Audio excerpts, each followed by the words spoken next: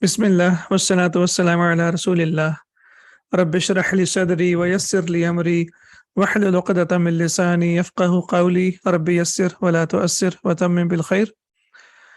Today, inshallah, we will do lesson number 9, part 2, which is basically B, and overall it will be part 3. And in this lesson, we are going to learn about adjective phrase, which we started in the beginning of the lesson. Earlier, we learned about indefinite nouns, and in this part of the lesson, we will learn about definite nouns, which is al-marifa, al-mawsuf, al-sifa. Then we are going to learn a new category of the pronouns, which is called relative pronoun, ismul mawsul, and the one that we are going to learn is alladhi, and it is translated as who when we use it for a person, and which when we use it for a thing. And then a new adverb, which is inda, that means with, and hunaka, that means there. So both of them are adverbs, or we call them dharf. However, inda is used as mudaf, whereas hunaka is only used for the place. So we will say we have already learned tahta, amama, khalfa, and today we are going to learn about inda. And we know that all of these four adverbs, tahta means under, amama means in front of, khalfa means behind, and inda means with or at. And these four are used as mudaf. So the adjective phrase al-mawsuf wa sifa, we have already learned that it has two parts. The noun being described is called al-mawsuf, and the adjective is called as-sifa. And we have learned that in this construction, both the noun and the adjective are always equal in four properties of the noun, which we have learned already. So let's see now. For example, when we say the new student, and we refer to the male, so we say at-talibu al-jadidu, at-talibu al-jadidu, and now we have to look the four properties of the noun, and we know that we always start with the capacity. So is it marifa or nakira? Is this definite or indefinite? At-talibu al-jadidu, it is definite because it has al with that, la mutarif, excellent, so it will be definite. Okay, so we say capacity is definite, and then we talk about the gender, the jins, is it masculine or feminine? So we can see that at-talibu is masculine, so the gender is masculine. Then we have to look for the number, is this singular or plural or dual? And we can see that it's just one student, so that's why we will say it is singular. And the last one is the status, which is it marfu, mansub, or majroor? So we can see over here it has dhamma, and that means it is marfu. So whenever you look at these four properties of the noun, C, G, and S, and when you see that they are both of the nouns that are together, the first one is noun and the second one is adjective, if they are equal in four properties of the noun, that means it is adjective phrase, which is basically mawsuf and sifa. Now if the ending changes, at-taliba al-jadida, then the ending has to change for both. We can't only change it for one, because we know that mawsuf and sifa are equal in the four properties, so it has to be at-taliba al-jadida. And similarly, if the ending changes because of harf jar or any other reason, if it becomes majroor, then both of them are supposed to be majroor. We cannot make one marfu and one majroor, that is not possible. So they must be equal in capacity, gender, number, and status, C, G, and S. And in this case, we can see the first one, at-talibu al-jadidu, the second one, at-taliba al-jadida, and the third one, at-talibi al-jadidi. All these phrases, they are equal in capacity, gender, number, and status. Now this is masculine, of course, and now we talk about the feminine. So in feminine, of course, we see that at-talibu will change into at-talibatu. As we know, for the feminine, we have to use the marbuta. So if the mawsuf or the noun is feminine, then the adjective has to be feminine as well. So that's why we say at-talibatu al-jadidatu, the new student, and it refers to the feminine, as we can see here. So Is it equal in four properties of the noun: capacity, gender, number, and status? Is this definite or indefinite? So we can see that this is definite. Okay. Is this masculine or feminine? Ta marbuta, that means it is feminine. Okay. Is it singular or dual or plural? At-talibatu, one student. So it is singular. And the status, what is the status? It is marfu. So both of them are marfu. That means we have all the four checks. And when we get these four checks, that means this is adjective phrase. It is mawsuf wa sifa. Or we can also call it man'ut wa nat. So as we know that it has two names, and the most common is al-mawsuf wa sifa, but we can also call it al-man'utu wa na'tu. When it is mansub, then the ending of both of the noun and the adjective has to be the same. So it will be at-talibata al-jadidata. And when it is majroor, then the ending has to be same. It will be at-talibati al-jadidati. Now, are these complete sentences or incomplete sentences?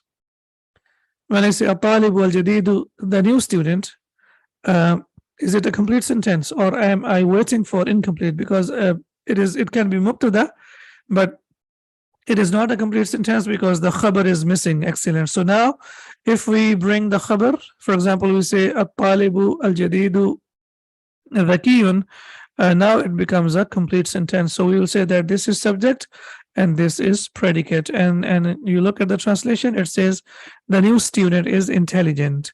At-talibu al-jadidu dhakiyun. And similarly, when we talk about the feminine, we will say at-talibatu al-jadidatu dhakiyatun. The new feminine student is intelligent. In English, the translation will be the same. The new student is intelligent. However, in Arabic, we can see when we say at-talibu, that means it's masculine, and when we say at-talibatu, that means it is feminine. So here, subject is feminine. That's why the predicate has to be feminine as well. So I'm sure, inshallah, it's clear now. So now we can move on to the lesson. And in this lesson now, we will practice about mawsuf and sifa, adjective phrase which is used with the definite nouns. Ad-darsu at-tasi'u. All right, so what is this construction now? Ad-darsu at-tasi'u. Now, whenever you look at two nouns together, what do we have to do? We have to see what kind of phrase is this. Is this jar majroor? Is this prepositional phrase? Is this mudaf ilayhi idafa? Is this ism al-ishara wa musharan ilayhi? Is this or is this adjective phrase ad-darsu at-tasi'u? Adjective phrase. Excellent. Why? We can see over here not man'ud or mawsuf sifa. Excellent. It's better to say man'ud not, because man'ud comes first. So we will say man'ud and not, or we will say mawsuf wa sifa. All the numbers, please remember that all the numbers are used as adjective. So ad-darsu is lesson. So this is masculine, and at-tasi'u is also masculine. And this is definite, and this is also definite. This is marfu, and this is also marfu. And also they are equal in number as well. Ad-darsu is singular, and at-tasi'u is also singular. So all the four checks, we have all the four checks. That means this is adjective phrase, and we translate it as lesson 9. We can't say this is lesson number 9 because it is incomplete sentence, or it's a phrase. We can say ad-darsu at-tasi'u sahlun.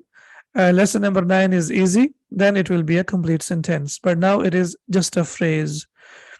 Ayn al-mudarrisu, and this is part B, as we can see here. Ayn al-mudarrisu, where is the teacher? Al-mudarrisu will be subject, and ayna will be predicate. Why ayna will be predicate? Because ayna is a dharf. It's basically it's a verb, adverb, sorry. So what happens over here now? It has to be predicate, and al-mudarrisu will be the subject. Where is the teacher? So we say huwa fil fasli. He is in the classroom. So the first one is where is the teacher? And then the answer is huwa fil fasli. He is in the classroom. And we know that huwa is subject and fil fasli is predicate. And now we have al-mudarrisu al-jadidu. So now we have al-mawsuf al-sifa, a noun and adjective. So the question is wa ayna al-mudarrisu al-jadidu, and where is the new teacher? So now we have this adjective phrase which is used with the definite noun. And where is the new teacher? So we know that in English we say adjective first and then noun, but in Arabic it's opposite. In Arabic we have noun first and then we have the adjective. And why do we translate as the new teacher? Because we have al-mudarrisu al-jadidu. وَأَيْنَ الْمُدَرِّسُ الْجَدِيدُ, and where is the new teacher? Huwa عند المدير. So now we can see over here that عند is dharf, it is an adverb, and the noun that follows it is majroor. That means it is being used as mudaf. Huwa عند المدير, he is with the manager. So huwa is subject and عند المدير is predicate. Now please remember that jar majroor and similarly dharf mudaf ilayh, they have the same rule. For example, jar majroor cannot be subject, it will always be predicate. Similarly, dharf mudaf ilayh, for example, عند المدير, it will always be predicate, it cannot be subject. Whether it comes in the place of the subject, it cannot be subject, it will always be predicate. So we will say that huwa is subject and عند المدير is predicate. Similarly, تحت المكتب and أمام المسجد and خلف المسجد, whenever we have a verb plus مضاف إليه, it is always used as predicate, it cannot be subject. أين الطالب الجديد, where is the new student? Now we can see over here that الطالب is the noun and al-jadidu is the adjective. So this is mawsuf wa sifa, and the translation will be where is the new student. Now we have introduction to the verb over here. ذهب, he went. إلى المكتبة, to the library. He went to the library. So ذهب has an inbuilt pronoun inside it. If you look at the translation in English, it says he went to the library. So where does he come from? Basically, there is a hidden he inside it. And when we say ذهب, it will always be translated as he went إلى المكتبة, to the library. It will be in case we don't have the doer after that, but if we have a doer after that, for example, if we say ذهب بلال إلى المكتبة, then the translation will be Bilal went to the library. ذهب بلال, if we have a noun after that. But if we don't have a noun after that, then it will be he went to the library.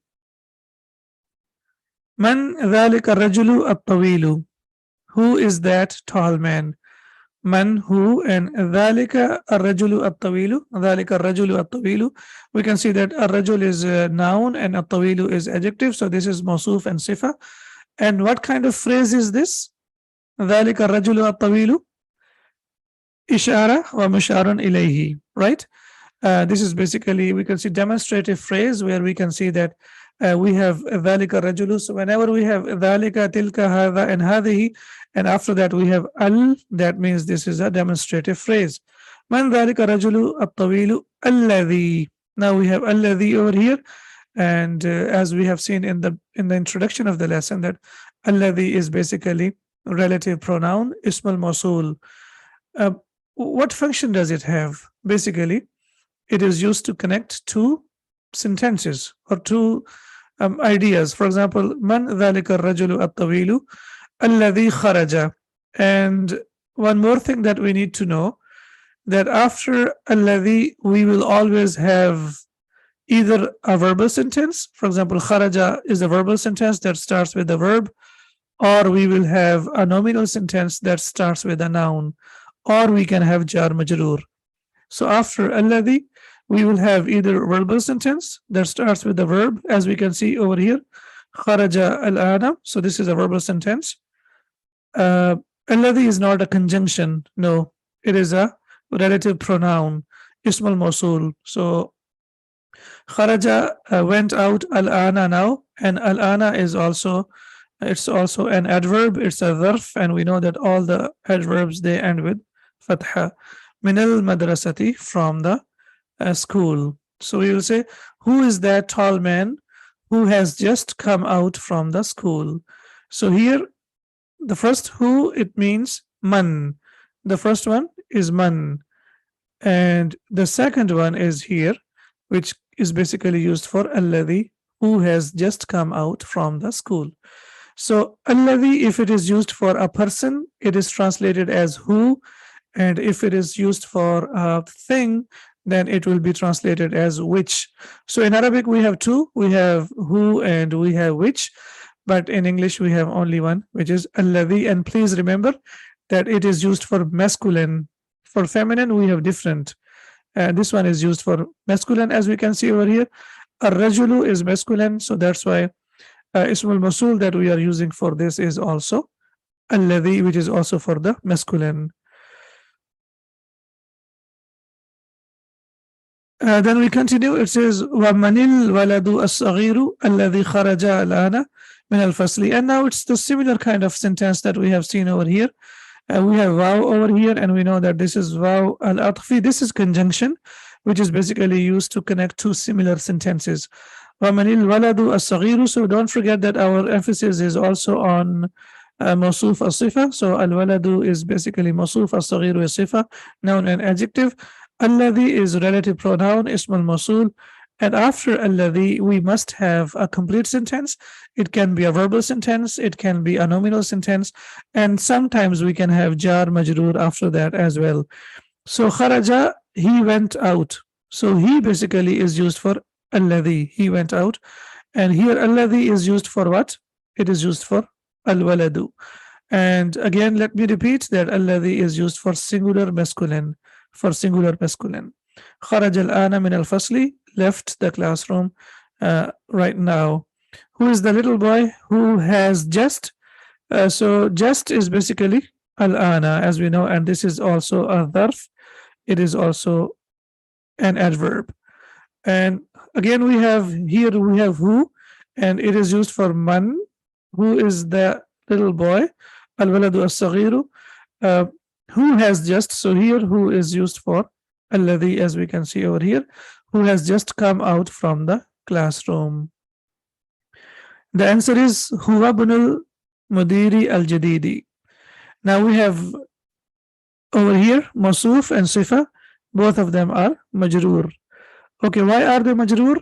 Does anyone remember? Huwa will be subject and ibn al-mudiri al-jadidi will be predicate. Al-Mudir will be Mawsuf and Al-Jadid will be Sifa. Why is Al-Mudir Majroor? Because it is used as Mudaf ilayhi. We know that the word Ibnu is used Mudaf as Mudaf, and Al-Mudiri Al-Jadidi will be used as Mudaf ilayhi. So now we can see one of the reasons that the noun can be Majroor if it is used as Sifa. So if the noun is majroor, the sifa will also be majroor. So now we can see that this is the third reason why a noun can be majroor. We have learned two main reasons, and you remember two main reasons why a noun can be majroor. Number one, when it comes after the preposition, and number two, when it is used as mudaf ilayh. And the third reason, which could be a kind of reason as well, a noun can be majroor if the noun is majroor, then the sifa will also be majroor. If the noun like mawsuf is majroor, then the sifa will also be majroor. So this could be the third reason as well. However, it is conditional, and the condition is if the noun is majroor, then the sifa or the adjective will also be majroor.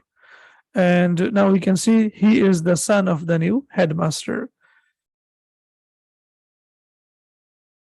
Liman tilka siyaratu al-jamilatu. Okay, can you please tell me about the subject and the predicate in this sentence? Where is the subject and where is the predicate? Liman tilka siyaratu al-jamilatu. Okay, so tilka siyaratu will be the subject and liman will be predicate, because we know liman is jar majroor, and jar majroor or prepositional phrase cannot be subject, it will always be predicate. What about tilka siyaratu? What kind of phrase is this? Tilka siyaratu. Tilka siyaratu is demonstrative phrase, right? Tilka siyaratu is demonstrative phrase, and as-siyaratu al-jamilatu is adjective phrase. Now, mashallah, you can break it into different parts, and you can see that tilka siyaratu al-jamilatu itself is demonstrative phrase, but if we talk about as-siyaratu, al-jamilatu, then it will be adjective phrase. Okay. So we know that tilka siyaratu al-jamilatu is subject, and subject is always marfu, and then we have jar majroor, which is predicate. Who is that car for? And then the answer is here. Why do we have here? Because here is used for the car, and we know that car is feminine. That's why the damir, or the pronoun that we have to use, is also feminine. And then we have lil mudiri al jadidi. It belongs to the new manager. Now, why al mudiri al jadidi are majroor? They are majroor because of harf jar li. Yeah, and we know that harf jar li is used for possession. It is used for what? It is used for possession. So the translation will be, it belongs to the new headmaster. So there are two possible translations. Number 8, we can translate it as for, and number 2, we can translate it as belongs to. And I have put both of them over here so that we can familiarize ourselves that liman can be, li can be translated as for, and it can also be translated as belongs to. It belongs to the new headmaster. So we can see al-mudir al-jadid is also mawsuf sifa. Then we have liman hadha al-kitabu al-kabiru. Again, the similar kind of expression that we have seen over here. Here we have used tilka, and here we are using hadha. Why are we using hadha over here? Because al-kitab is masculine. Why did we use tilka over here? Because as-siyaratu is feminine. Liman hadha al-kitabu al-kabiru. Who does this big book belong to, or who is this big book for? Huwa lil mudarrisi. We have a question over here. Huwa will be is harf al istifham, that is used to ask a question. Huwa is subject, and lil mudarrisi is predicate. And when we look at the translation, it says, who is this book for? And the answer is, and then we have huwa lil mudarrisi, does it belong to the teacher? And the answer is la huwa lit talibi al jadidi, it belongs to the new student. No, it belongs to the new student. At-talibi al-jadidi, noun, adjective, mawsuf, mawsifa. And they are majroor because of harf jar li. So I'm sure, inshallah, now we are getting used to this phrase. The phrase that is called adjective phrase, mawsuf and sifa, and it is used extensively in the Quran. Either it is used as indefinite noun, which we have seen yesterday. In the previous lesson, we have seen so many examples of that.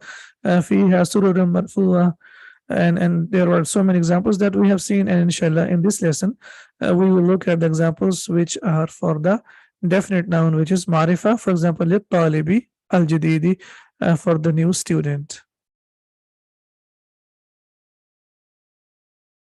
Aina al-mil'aqatu as-saghiratu.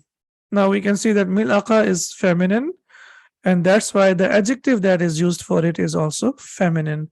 Where is the small spoon, right? Where is the small spoon? Aina al-mil'aqatu as-saghiratu. Hiya fil kubi. Hiya refers to mil'aqa. It is in the glass, and we can see that the noun is feminine. That's why the adjective is feminine, and they are equal in the 4 properties of the noun. Hiya fil kubi, it is in the glass or tumbler, we can say. Aina al kursiyu al maksuru. Where is the broken chair? Al kursiyu, again, it's mawsuf, wal maksuru is sifa, and we can also say that it is man'ud, and al maksuru is na'at. Whatever is feasible for you, you can call it, but please remember that it has 2 names. Either we can say al-mawsufu wa sifatu, or we can say al-man'udu wa na'atu. The Sheikh has used the word al-man'ud wa na'at. Ain al-kursi wal-maksuru, where is the broken chair? Huwa hunaka, it is over there. And we know that hunak is used for place, so we will say that this is adverb of place. Huwa hunaka, it is over there. So alhamdulillah, today we had a very good practice of demonstrative phrase. So we had a practice of adjective phrase, which is al-mawsuf al-sifa, and we have seen that how to use al-mawsuf al-sifa with a noun that is definite, a noun that is ma'rifah.